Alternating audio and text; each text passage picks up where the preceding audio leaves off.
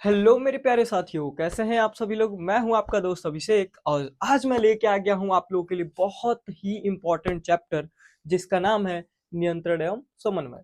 हम लोग पीछे क्या पढ़ चुके हैं, तो केमिस्ट्री के दो चैप्टर हम लोगों ने खत्म कर दिए हैं। पहला चैप्टर रासायनिक अभिक्रिया एवं समीकरण, दूसरा चैप्टर अम्ल क्षारक एवं लवण। बायो में हम लोगों ने जैव प्रक्रम को खत्म कर दिया है और आज हम शुरू करने वाले हैं बायो का जो दूसरा चैप्टर है जिसका नाम है नियंत्रण एवं समन्वय। बहुत सारे बच्चे ऐसे हैं जिनको ये चैप्टर समझ में ही नहीं आता है। क्यों समझ में नहीं आता है, तो मैं पढ़ाऊंगा तो बिल्कुल समझ में आएगा। ठीक है, तो टेंशन नहीं लेने का। तो मैं थोड़ा सा इस चैप्टर का आज इंट्रो देने के लिए आया हूँ। क्या हम लोग उन चैप्टर को शुरू कर रहे हैं? कौन से चैप्टर को? तो नियंत्रण एवं समन्वय। चैप्टर का क्या नाम है बच्चा? तो नियंत्रण एवं समन्वयन। समन्वयन बोलते हैं कंट्रोल एंड कोऑर्डिनेशन। इस चैप्टर का क्या नाम है? Control and coordination. यानी कि हमको आज ये चैप्टर पढ़ना है। चलो मैं इसका कुछ एग्जाम्पल देता हूँ जिसकी वजह से हम इसको आसानी से समझ सकते हैं। क्या है वो एग्जाम्पल? तो आप लोगों ने बहुत बार देखा होगा कि हम लोग जब भी घर से रात को या हमारी बहनें जो निकलती हैं रात को, तो हमारे घर वाले ऐसे बोलते हैं, कहाँ कहाँ जाओगी रात को? तो यानी घर वाले हमको क्या कर रहे हैं? रोक रहे हैं। रोकने का मतलब क्या होता है? कंट्रोल। क्या होता है? कंट्रोल। आपके घर वाले भी आपको रोकते हैं, आपको ये मत करो, वो मत करो, ऐसे पढ़ो, यहाँ जाओ, वहां जाओ, यहाँ नहीं जाना है, ऐसे नहीं जाना है। ये आप लोगों ने देखा होगा। यानी इसी को हम कहते हैं नियंत्रण। अगर हमारे घर वाले इस कंट्रोल हमको नहीं करेंगे, तो क्या करेंगे हम लोग? अपने मन के हो जाएंगे। जब मन करेगा वहां घूमेंगे, जब मन करेगा वहां घूमेंगे, जहां मन करेगा वहां घूमेंगे। तो हमारे घर वाले हमारे पे क्या करते हैं? कंट्रोल, जिसकी वजह से हम लगभग सभी कामों को अच्छे से करते हैं या हमको बुरा काम नहीं कर पाते हैं। ठीक वैसे ही हमारी बॉडी में भी कुछ अंग ऐसे होते हैं जो हमको कंट्रोल करते हैं कि यहाँ मत जाओ, ऐसे मत करो, वैसे मत करो। तो वो क्या होते हैं, तो उनको हम पढ़ेंगे। दूसरा क्या है? समन्वयन। समन्वयन का मतलब होता है चीजों को एक साथ लेके चलना। कई लोग मिला के किसी एक काम को करते हैं। चलो इस चैप्टर को मैं शुरू करता हूँ। तो इस चैप्टर को शुरू करता हूँ तो देखिए, मैं कुछ एग्जांपल्स आपके सामने रखूंगा जिसको आप लोग अपनी डेली लाइफ में देखते हैं। क्या करते हैं? अपनी डेली लाइफ में देखते हैं। अब जैसे मान लीजिए कि आप किचन में चले गए मम्मी के पास। आप अचानक घूम रहे हैं, अचानक आपका हाथ तवे पे चल गया। ऐसे गया तो आप सट से खींचते हैं। खींचते हैं कि नहीं खींचते हैं? अब देखो यहाँ पे क्या होता है कि अब बहुत अभी ऐसा तो थोड़ी है कि आप देखेंगे कि ओहो तवा है, तवे पे मेरा हाथ जल रहा है, ओहो अरे अरे अरे ये तो जल जाएगा, खींचता हूँ। ऐसा तो क्या इतना सोचने के बाद आप खींचते हैं? नहीं, आप जो ही गया तो ही खींच देते हैं। करते हैं। मान लीजिए कि आप पढ़ रहे हैं और मेरी वीडियो रात को पढ़ रहे हैं, 8 बजे क्लास देख रहे हैं, तब तक पीछे से मच्छर का ऐसे मारा, ए, चट। क्या सोचते हैं कि ओहो मच्छर काट रहा है, बहुत अच्छे से काट रहा है, इसको छोड़ देते, काट लो फिर मारते। ऐसा कुछ नहीं है ना। यानी जो ही हमारे पे कोई ना कोई चीज हुआ हमारी बॉडी पे, उसको उसके बाद हम लोगों ने क्या किया? रिएक्शन किया। इतना तो ठीक है। अब देखो फिर मैं एक उदाहरण दे सकता हूँ आपको। जैसे आप रास्ते में चल रहे हैं, आपका पैर कांटे पे चला गया, आपका पैर कांटे पे चलता है। ऐसा थोड़ी है कि जब धंस जाता है, अंदर चला जाता है, तब याद आता है कि अरे हमको तो कांटा धंस गया। ऐसा कुछ नहीं है। हम लोग जो ही पैर कांटे पे जाता है उसी टाइम हम पीछे कर लेते हैं, या सांप को देख के क्या करते हैं? उससे गले मिलते भाग जाते हैं। चलो यानी ये सारे के सारे उदाहरण जो है वहां पर ये दोनों काम हो रहे हैं, कंट्रोल भी हो रहा है और कोऑर्डिनेशन भी हो रहा है। यहाँ तक ठीक है। अब कंट्रोल की हम बात करते हैं। तो कंट्रोल होता क्या है? तो किसी भी अंग को सही तरीके से काम करने के लिए, किसी भी कार्य को सही तरीके से करने के लिए, सही तरीके से करने के लिए, सही तरीके से करने के लिए क्या जरूरी है? कंट्रोल। जैसे आपका बोर्ड का एग्जाम डेट आ गया है, तो आप सभी लोग थोड़ा सा अपनी सोशल मीडिया अकाउंट्स पे क्या कर लीजिए? कंट्रोल कर लीजिए और सोशल मीडिया से कुछ दिनों के लिए दूर हो जाइए। फिर जब पेपर हो जाए उसके बाद आप लोग लग जाइए अपने सोशल मीडिया पे, जैसे कि इंस्टाग्राम पे।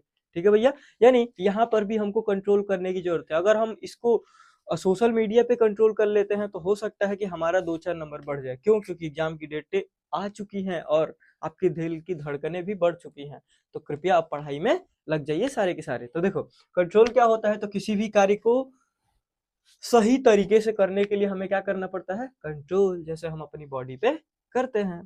ठीक है बच्चा पार्टी, यहाँ तक बोलो समझ में आ गया। अब हम बात करेंगे समन्वयन यानी कोऑर्डिनेशन किसको कहते हैं। क्या है ये? समन्वयन। समन्वयन,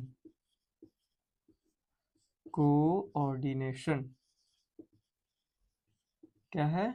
कोऑर्डिनेशन। ठीक है, अब इसका एग्जांपल मैं दूंगा तो आपको समझ में आएगा। चलिए मैं एक एग्जांपल देता हूँ।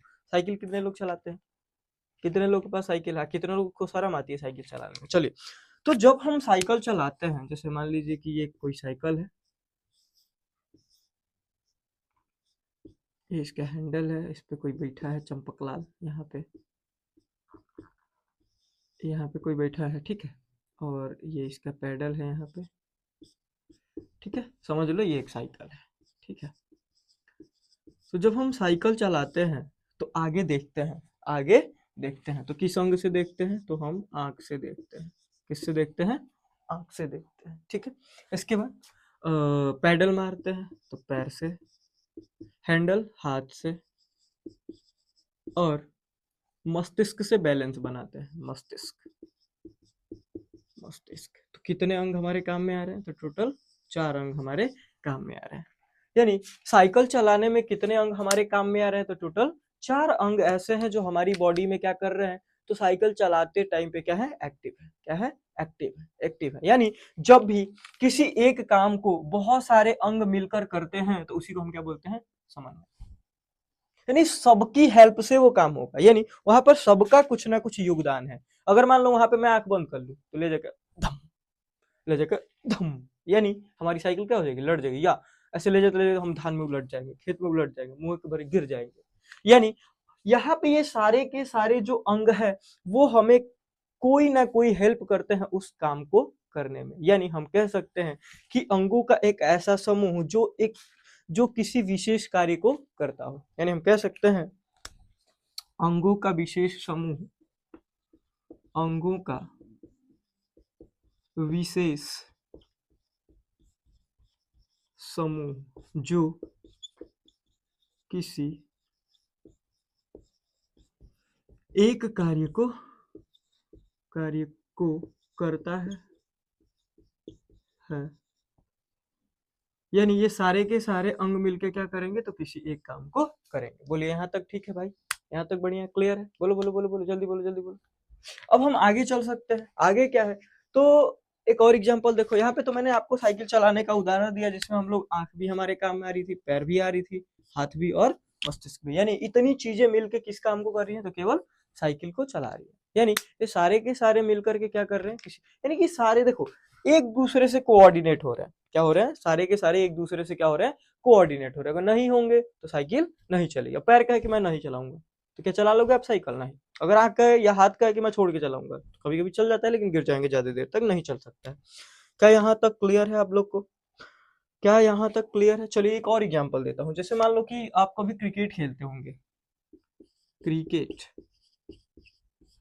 कभी क्रिकेट खेलते हो, मान लो कोई बैट्समैन है, उसने मार दिया बॉल को, बैट्समैन, और आप फील्डिंग कर रहे हैं। क्या कर रहे हैं? फील्डिंग कर रहे हैं। अगर आप फील्डिंग कर रहे हैं तो सबसे पहले आप बॉल को क्या करते हैं, देखते हैं। क्या करेंगे? सबसे मान लीजिए आपको कैच करना है, यानी फील्डिंग जब आप कर रहे हैं तो उस बॉल को आपको क्या करना है, कैच करना है। अब जब कैच करना है तो सबसे पहले आपको क्या करना पड़ेगा, तो उस बॉल को देखना पड़ेगा। यानी हमको सबसे पहले किस अंग ने काम लिया, तो आंख। उसके बाद जब हमने आंख से देख लिया तो फिर हम अपनी पोजीशन बनाते हैं। क्या करते हैं? अपनी पोजीशन। मान लो मुझे पीछे जाना है तो पोजीशन बनाने के लिए हम पीछे जाते हैं। थोड़ा सा पीछे जाने के लिए हम किस अंग का प्रयोग किए, पैर का। किसका प्रयोग किए? पैर का। उसके बाद हम क्या करेंगे, कैच पैर से तो लेंगे नहीं, कैच हाथ से लेंगे। अगर मान लो कि नीचे आ रहा है तो हम ऐसे ऐसे लेंगे, और ऊपर आ रहा है तो ऐसे लेंगे। यानी हमने देखा कि दो चीजें हमने देखा, आंख से काम ले लिया देखने के लिए, पैर से हम अपनी पोजीशन को फिट कर लिया। उसके बाद हाथ से हम उस कैच को लेने के लिए देखेंगे कि कहाँ पे वो कैच आ रही है, जहां पे बॉल गिरेगी वहीं पे हम क्या करेंगे, कैच लेंगे। तो उसके बाद क्या हुआ, तो उसके बाद हम किसका उपयोग कर रहे हैं, हाथ का। अब देखो इतना जब हमने कर लिया तो हमारा पूरा का पूरा बैलेंसिंग का काम कौन रहा है कर रहा है, तो मस्तिष्क। कौन कर रहा है? मस्तिष्क। बोलो बच्चा पार्टी, यहाँ तक क्लियर है? यानी ये सारे के सारे अंग मिलके क्या कर रहे हैं, तो किसी एक काम को कर रहे हैं, जैसे कि कैच को रोकना, यानी कैच को रोकना।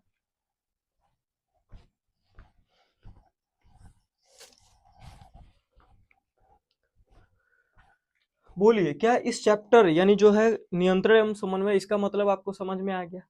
इसका मतलब आपको समझ में आ गया तो मैं आगे चल सकता हूँ। या एक और उदाहरण ले लो, इसका एक और उदाहरण, जैसे मान लीजिए आप लोग के अभी दीपावली बीती है, तो बहुत सारे बच्चे ऐसे हैं जिनके स्कूल में हुआ होगा क्या, दीपावली में रंगोली प्रतियोगिता।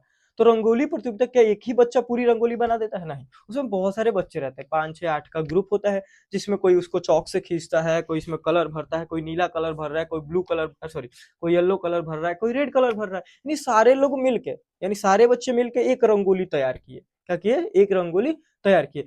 उसमें सारे लोग ने एक दूसरे को कोऑर्डिनेट किया कि तुम ये काम करो, तुम ये काम करो, मैं वो करता हूँ, ऐसे करता हूँ। तो ये पूरा का पूरा होता है क्या?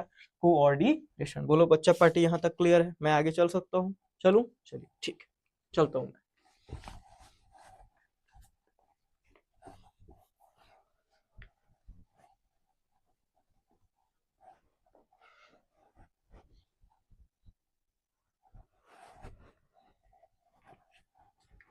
आगे चले। अब मैं कुछ चीजों पे बात करूंगा आगे, क्या है वो। तो सबसे पहले एक वर्ड आता है ग्राही। क्या आता है? ग्राही, रिसेप्टर।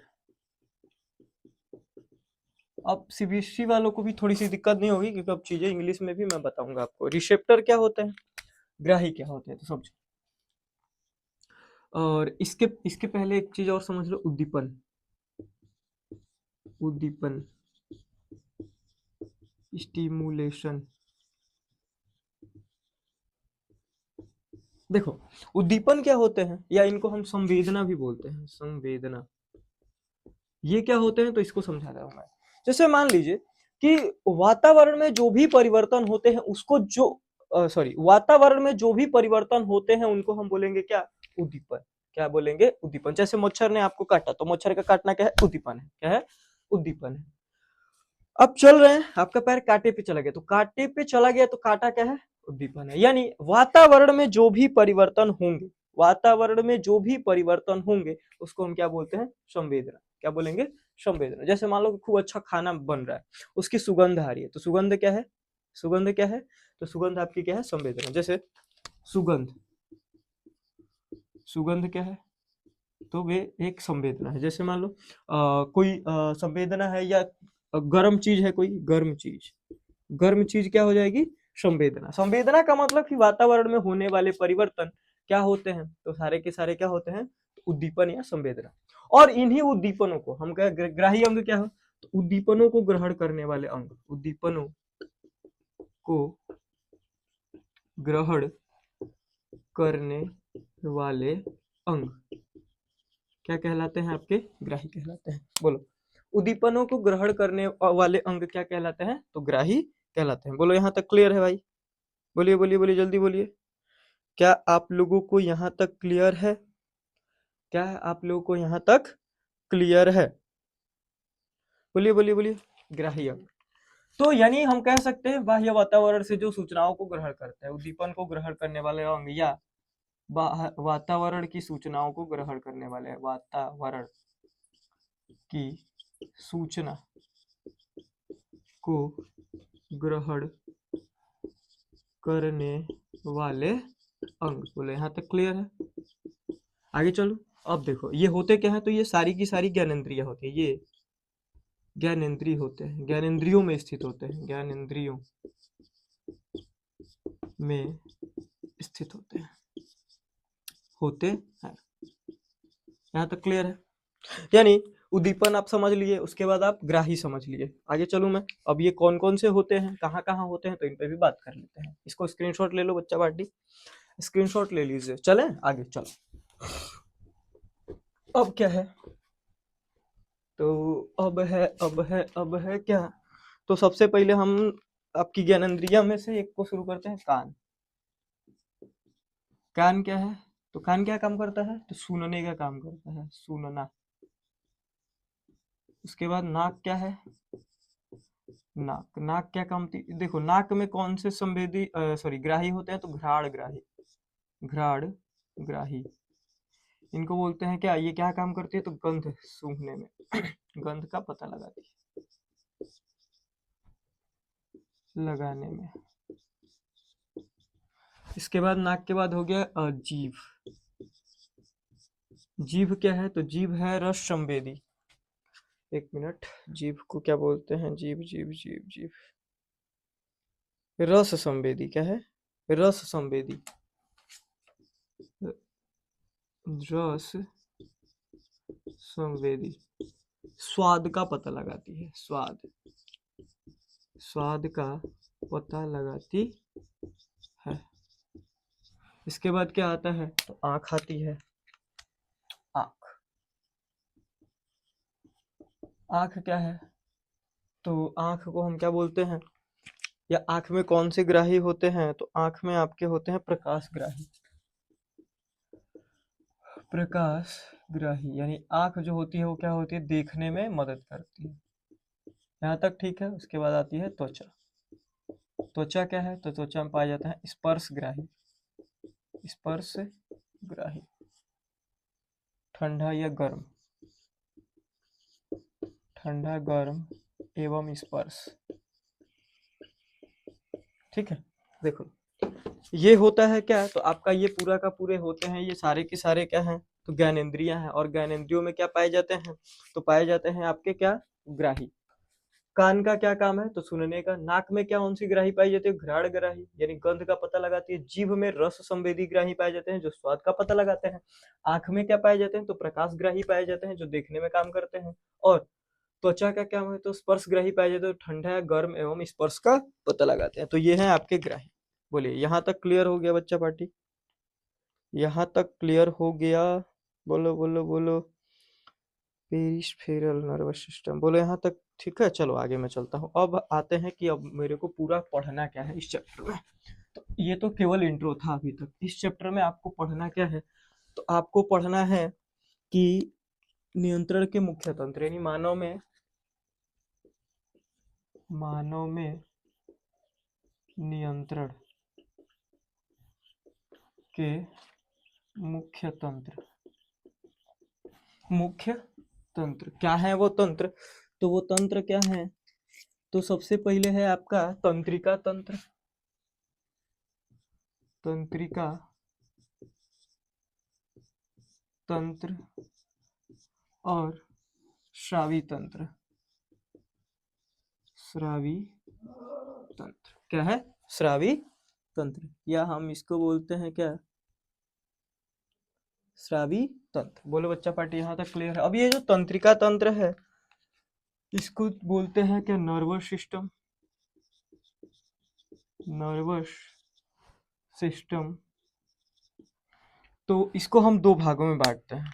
कितने भागों में? दो भागों में। इसको बोलते हैं सीएनएस, इसको बोलते हैं पीएनएस। यानी इसको बोलते हैं केंद्रीय तंत्रिका तंत्र और इसको बोलते हैं परिधीय, परिधीय तंत्रिका तंत्र। और इसमें आते क्या है? तो इसमें आता है आपका मस्तिष्क, मस्तिष्क। इसमें कौन आता है? मस्तिष्क। और आती है आपकी मेरुरज्जु। इसमें कौन आता है? तो इसमें आते हैं कपालीय तंत्रिकाएं, कपालीय तंत्रिकाएं। और इसमें आ जाती हैं आपकी दूसरी मेरु तंत्रिकाएं, मेरु तंत्रिकाएं। यहाँ तक क्लियर है? अब देखो इसमें क्या आते हैं? तो इसमें आते हैं अंतःस्रावी, अंतःस्रावी ग्रंथियां। दूसरा बहिस्रावी, बहिस्रावी ग्रंथि। और तीसरा मिश्रित ग्रंथि, मिश्रित ग्रंथि। यानी ये पूरा का पूरा इस चैप्टर का क्या है, ओवरव्यू है जो हमको पढ़ना है। सबसे पहले कौन सा तंत्र पढ़ना है, तो तंत्रिका तंत्र, उसके बाद श्रावी तंत्र। तो तंत्रिका तंत्र में क्या हो जाएगा, केंद्रीय तंत्रिका तंत्र, यानी हम बोल सकते हैं सेंट्रल, इसको लिख लो सेंट्रल नर्वस सिस्टम। सीबीएसई वाले भी पढ़ सकते हैं भाई आप। इसको बोलते हैं ब्रेन, इसको बोलते हैं स्पाइनल कॉर्ड, CHORD, ठीक है। इधर चलेंगे तो peripheral, PRISPHERL, peripheral nervous system, STM system, English इसका क्या होगा, तो इसका जब हम आगे पढ़ें इसको बोलते हैं एंडोक्राइन, ENDO, एंडोक्राइन ग्लैंड्स, इसको बोलते हैं इसको क्या बोलते हैं, तो एक्सोक्राइन ग्लैंड्स, और इसको बोलते हैं मिक्स्ड। यानी ये पूरा का पूरा है चैप्टर, और इसमें ही हम लोग एक एक करके चीजों को क्या करेंगे, तो पढ़ेंगे, एक एक करके इन सब चीजों को पढ़ने हैं इस पूरे के पूरे चैप्टर में। बोलिए यहाँ तक किसी को कोई दिक्कत? तो इस पूरे चैप्टर का आप थोड़ा सा ओवरव्यू ले लिया आज हम लोगों ने। कल से हम शुरू करेंगे तंत्रिका तंत्र। क्या शुरू करेंगे कल से?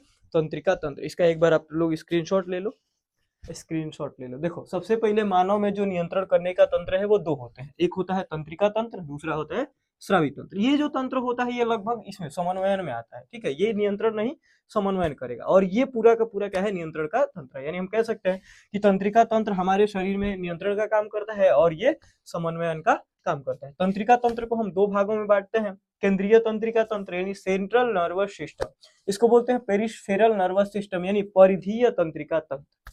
इधर मस्तिष्क आता है और मेरुरज्जु आती है। इधर कपालीय तंत्रिका, यानी जो मस्तिष्क से निकलेंगे उनको बोलेंगे कपालीय तंत्रिका, और जो मेरुरज्जु से निकलेंगे उनको बोलेंगे मेरु तंत्रिका।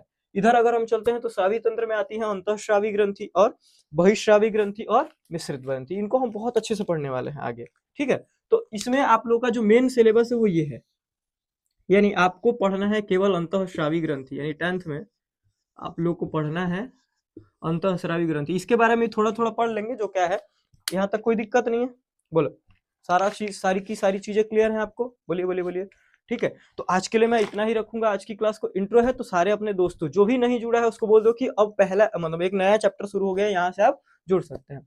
जब भी कोई नया चैप्टर शुरू होता है तो वहां से अगर आप जुड़ के पढ़ते हैं तो आपको चीजें बिल्कुल समझ में आती है। तो जितने भी भाई बहन हमारे अभी तक भी नहीं जुड़े हैं वो हमारे अभिषेक स्टडी जोन चैनल से जुड़ जाइए और साइंस की तैयारी अच्छे से कर लीजिए। इसका पेपर कितने तारीख को है, तो 25 फरवरी को होने वाला है।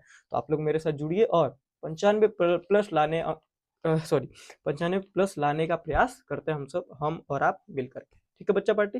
तो आज के लिए बस इतना ही, और जय श्री राम, राधे राधे।